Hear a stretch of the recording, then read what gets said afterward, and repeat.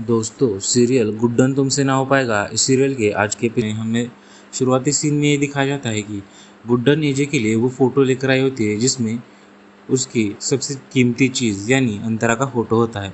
वो फ़ोटो देखकर गुड्डन काफ़ी इमोशनल हो जाती थी, लेकिन इसीलिए उसने एक इमोशनल डिसीजन लिया था कि उसने अपना मंगलसूत्र वहाँ पर बेच दिया और उसके बदले में फ़ोटो खरीद ली। और जब ये फ़ोटो वो एजे को दिखाती है तो एजे काफ़ी इमोशनल हो जाता है और कहता है तुमने मेरे लिए ये सब किया, और उसके हाथ से वो एल्बम लेने लगता है, या फिर यूँ कहो तो वो फ्रेम लेने लगता है और उस दोनों का हाथ एक दूसरे के हाथ को टकरा जाता है। तभी हम देखते हैं कि वहाँ पर वो कहती है यानी गुड्डन की मैं अपना लॉकेट ले लूँगी और आप ये फ्रेम ले लीजिए, और उसके जेब से खुद वो लॉकेट ले लेती है जो उसके लिए भी बहुत कीमती होता है।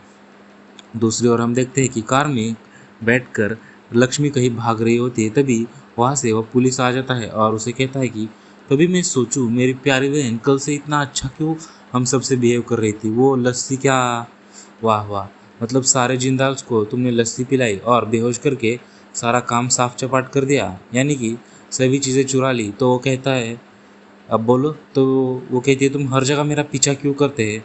तो वो कहते हैं कि तुम्हारी चुराई हुई चीज़ों को प्रोटेक्शन की ज़रूरत तो होगी, और मुझे उसके बदले में आधी चीज़ें तो चाहिए।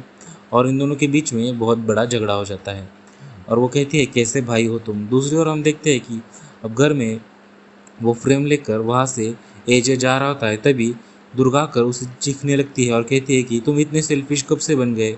और वो ये भी कहने लगती है कि तुमने आज जो किया वो अच्छा नहीं किया, तुमने सारी चाबियाँ तो किसी और के हाथ में दे दी जो इसके लिए रिस्पॉन्सिबल भी नहीं है और जिसकी वजह से ये सारी चोरी भी हुई है, और तुमने सिर्फ एक फ्रेम की पड़ी है, कब से इतने खुदगर्ज बन गए। तो एजे कह रहा है मैं कभी खुदगर्ज नहीं था और ना ही बनूंगा, लेकिन मैंने इस घर की जिम्मेदारी अगर गुड्डन पे दी है तो ये उसका हक है, और आप जानते ही मेरी ज़बान मेरे लिए कितनी ज़रूरी है।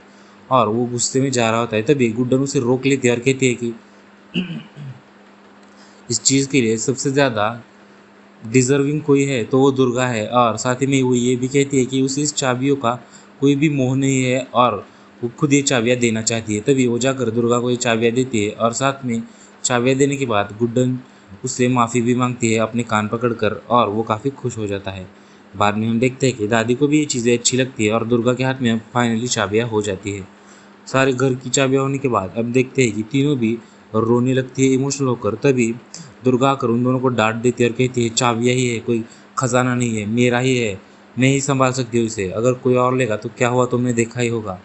दूसरी ओर हम देखते हैं कि गुड्डन वहाँ पर ऊपर रस्सी बांध कर लगभग सुसाइड करने ही वाली होती है। तभी वहाँ पर दादी आ जाती है और उसे रोक लेती है, लेकिन दादी की आवाज़ सुनकर वो नीचे गिर जाती है और दादी कहती है तुम्हें चाबियाँ चाहिए, मुझे बताओ, 1 मिनट में तुम्हारे लिए चाबियाँ लेकर आऊँगी, तुम सुसाइड क्यों कर रही हो। तो गुड्डन उसे समझाती है कि वो सुसाइड नहीं कर रही, अपने लिए झूला बांध रही थी। तो उसकी गले में क्या है यानी मंगलसूत्र कहाँ गया वो पूछने लगती है। तो उसे सारी चीज़ें याद आती है कि उसने सेक्रीफाइस कैसे किया था, और वो वहाँ से भाग जाती है। दादी को ये सब पता चलने के बाद वो जाकर एजे को सारा वाकया बता देती है और एजे भी काफ़ी इमोशनल हो जाता है। और यहीं पर एपिसोड का ये पार्ट ख़त्म हो जाता है। बिना बोले वीडियो को लाइक कीजिए, चैनल को सब्सक्राइब कीजिए और नीचे कमेंट में आपका रिप्लाई दीजिए।